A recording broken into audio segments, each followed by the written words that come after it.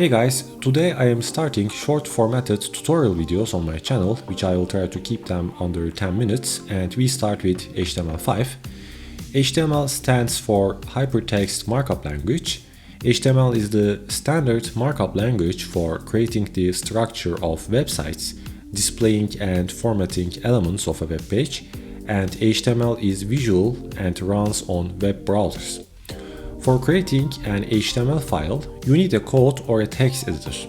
And you also need to create a new file with an extension of .html. We can write some text inside the file like this and see the result here, but this is not correct HTML.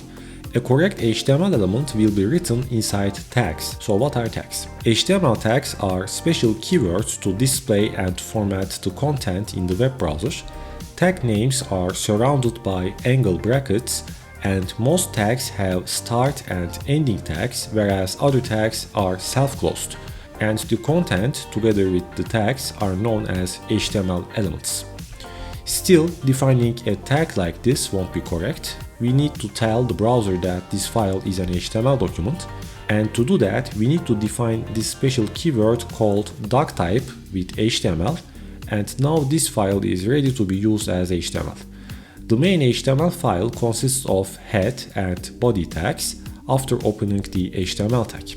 The head part contains meta information like title, script, and style sheet links.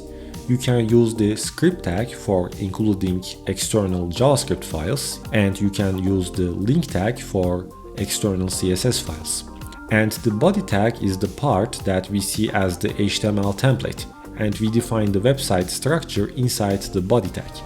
And now using our first HTML element inside the body part is the correct usage. By the way, if you are using VS Code, you don't have to create an empty HTML file from scratch and memorize all of these tags. Instead of this, by typing exclamation mark and clicking enter, VS Code will create a clean, automatic boilerplate for you.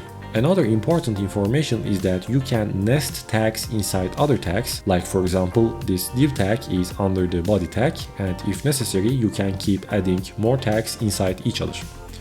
The div tag is one of the most commonly used HTML tags, which is a block level HTML element. Another important tag is the header tag, which has 6 different versions and they are also valuable for the search engines.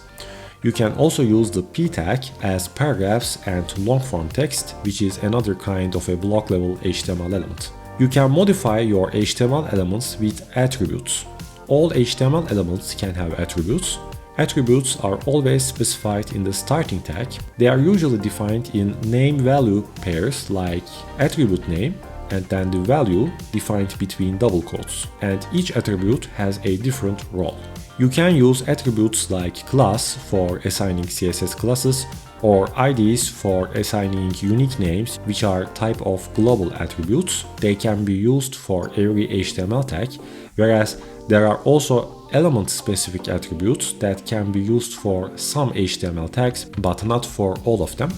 For example, we can create an image tag for showing images, but an image tag needs a source attribute where it can take the source of the image and display it on the website.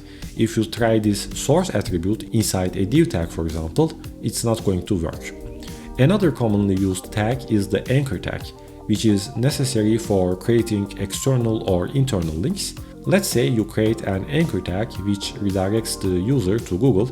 In order to make it work, you need to define an href attribute and copy the original URL inside of it. So when the users click on this link, they will be redirected to Google. If you want to create an additional tab for an external link, then you need to add the target attribute with a blank value. So when the user clicks again, this time Google will appear on a new tab. And they are all different kinds of attributes. Another important information is the difference between the semantic and the non-semantic elements. A semantic element clearly describes its meaning to both the browser and the developer, whereas non-semantic elements tells nothing about its content. Examples of non-semantic elements are like div and span tags. They tell nothing about the content, and examples of semantic elements are like form, table, and article. There are also other kinds of HTML tags, but you don't have to worry about memorizing all of them. Once you start using HTML and having some experience, then you will learn these tags by yourself. So I hope you guys enjoyed the video, and if you find it helpful, don't forget to hit the like button. Thank you for watching and see you soon.